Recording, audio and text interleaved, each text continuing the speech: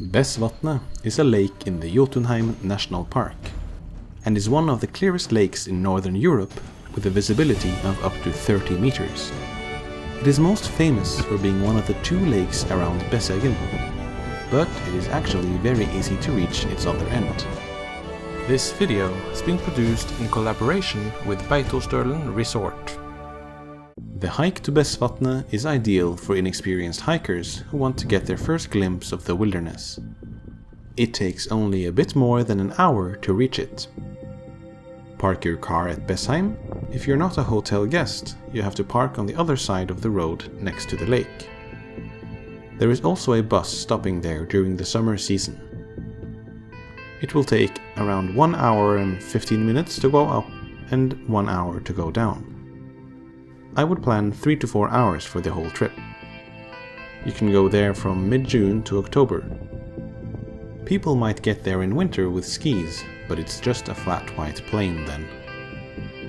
The path starts behind the hotel. Follow the signs with Bessvatnet. The path leads first through some grassland. The path is marked with red T's. At some point you reach the river which flows out of the lake, and the path will now follow it.